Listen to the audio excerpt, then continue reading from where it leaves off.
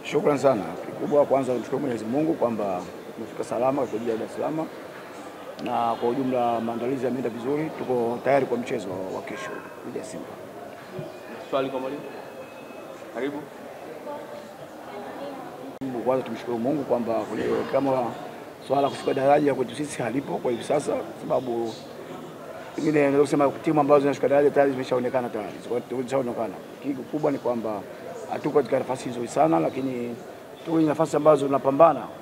Karibu kila timu inapambana kuhakikisha kwamba inatoka chini kwenda juu. Na kwa hiyo sisi kama ulivyosema, jawa sehemu nzuri sana kubaki kwamba tuko kwenye msimu ujao, lakini nasema bado tuna mapambano kwa sababu ligi bado tuna mechi 4 mkononi.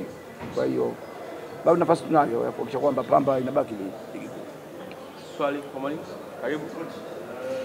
Kwanza nafahamu kwamba ni mchezo mgumu kwa sababu tunakutana na timu ambayo ni nzuri, imefanya usajili mzuri na heshima kwa hilo, lakini kikubwa ni kwamba na sisi pia tuna timu nzuri, tunaandaa vijana vizuri. Basi naamini kwamba kesho kama watafanya yale ambayo tumewaelekeza, watu wategemea kuona mechi moja nzuri. Hakuna kingine.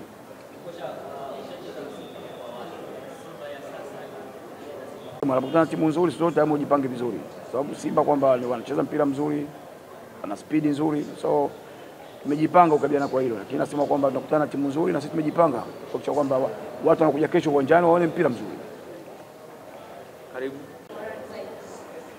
Mbali ya mazoezi, kufanya mazoezi kwa bidii, pia unajenga kisaikolojia kuhakikisha kwamba kiakili wao timamu wao vizuri kila wakati. Unajua wanapocheza mechi za mwisho kama hizi mara nyingi wenye kuamua ni players wenyewe. So tunawajenga kwa hilo kuhakikisha kwamba kila mchezaji anapata nafasi, hakikisha kwamba anaipigania Pamba. Hakuna kingine. Makocha siku zote unajua wanafanya kazi hiyo ambayo usichoke, kwa sababu unajua tunajaribu kufanya masahisho kote. Kila baada ya mchezo unapokuisha tunafanya masahisho. Nadhani kuna mechi ambazo tumepata matokeo mazuri, kuna baadhi ya mechi tumeziharibu. Na kama ulivyosema kuna baadhi ya mechi tumetengeneza nafasi tukuzitumia vizuri. Kwa hiyo kila wakati kwenye mazoezi tunazifanyia mazoezi, mambo ya finishing tunafanyia yote, tunafanyia kazi. Kikubwa ni kwamba tunapoenda pale uwanjani kuhakikisha kwamba mchezaji alitimiza yale ambayo tunafanya kazi kwenye mazoezi.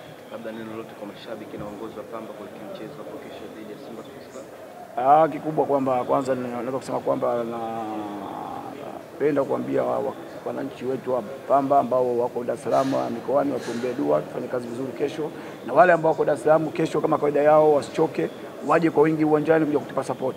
Mwisho wa siku tupate alama 3. Shukrani sana mwalimu.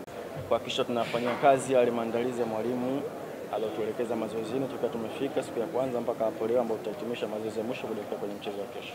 Swali kwa mchezaji. Karibu.